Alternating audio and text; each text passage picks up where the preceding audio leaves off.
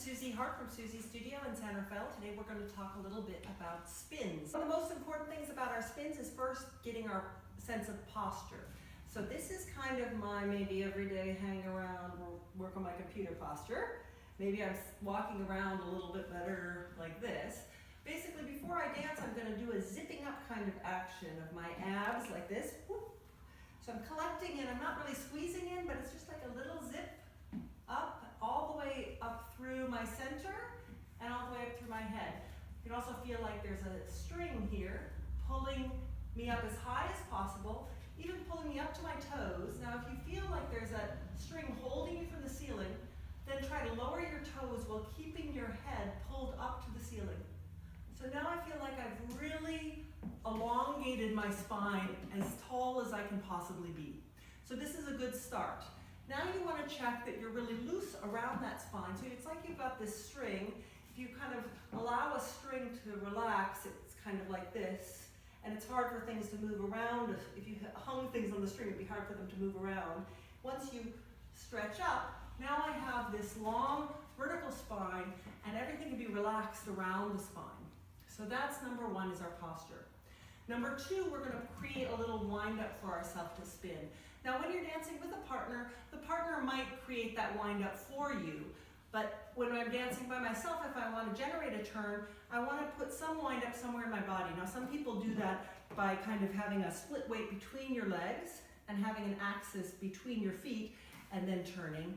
I tend to do a spin over 1 foot.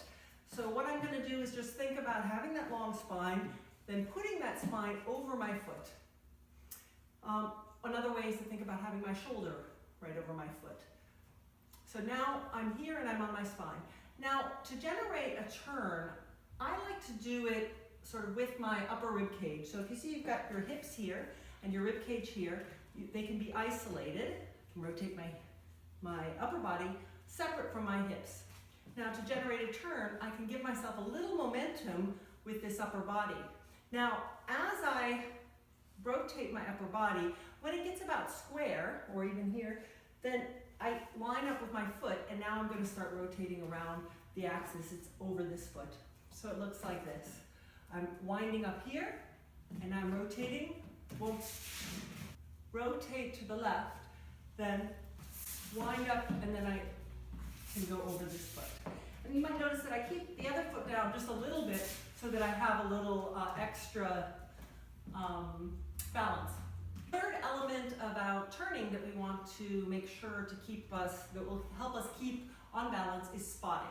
And what that means is I'm going to find a spot. In this case, I might look at my partner or the camera, and I'm going to keep my eyes there as long as possible so that as I turn around my spine, I'm keeping my head there to the very last minute, and then I try to find that spot again with my eyes.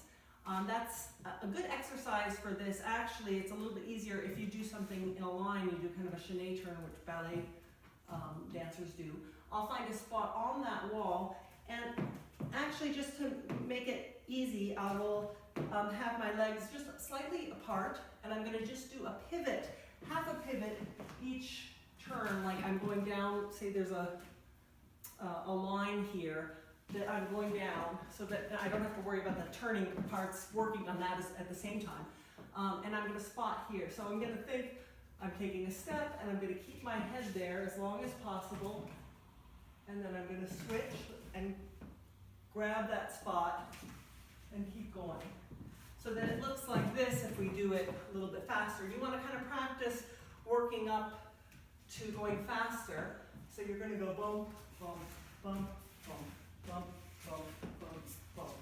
So you cut, that way I don't know if you can see my head shifting, but you basically are wanting to turn your head as quickly as possible. So once you get it on a spotting, when you're getting it on a chaîné turn, then you can start working on a spotting in place. And then again, you're doing this little wind up with your upper body. It can be with your arms a little bit as well. And then you do that quick spot on your partner. So that's pretty much the 3 elements. We're going to have a long posture. We're going to make sure we do some kind of wind up, whether it's in our legs or in our upper body, and then we're going to spot. Thank you very much.